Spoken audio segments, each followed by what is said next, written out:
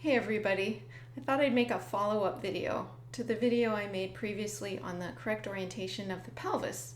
So if you haven't seen that video, I'll put a link in the description below so you can click on that and watch that first if that would be helpful. For this video, I want to talk a little bit about why it matters to visualize the pelvis in the correct anatomical position first before you maybe think about the organs or get to know the bones and study all those muscles. So if we again put the pelvis in the correct orientation,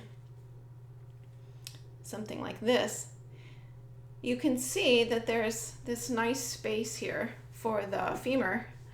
Grab the femur here to sit in the socket and to have that nice motion that we have at our hip joints. We can flex and extend our thigh and abduct and adduct, and we have circumduction. We can go around in these nice smooth movements, and in a standing position, the femur is going to sit right like this in the socket.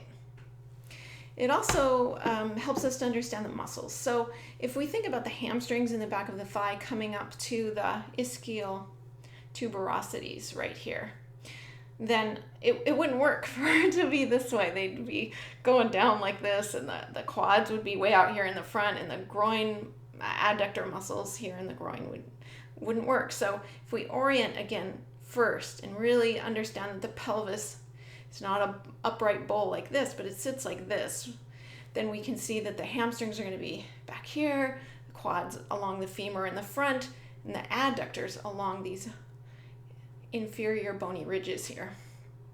Okay, so we've got the muscles and the bones, and then we'll turn it this way to think about the organs. So the organs in the pelvis are going to be supported by this bony pubic ridge in front here,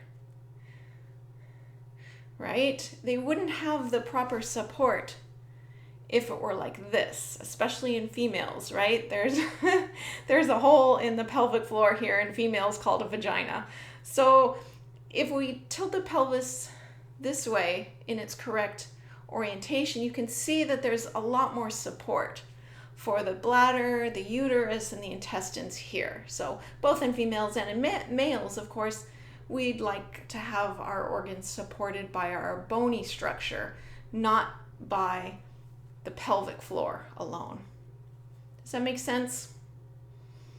Okay, so you can feel this on yourself if you want to sit on a chair and kind of feel that these bones are really more comfortable to sit on, not rocking backward toward what some people call the sitting bones and the tailbone. Also, you can feel that the front of the hip bone here and the pubic bone are in the same plane. You can check that out in an anatomy book, or you can kind of feel that for confirmation on your own bones of your pelvis and see that.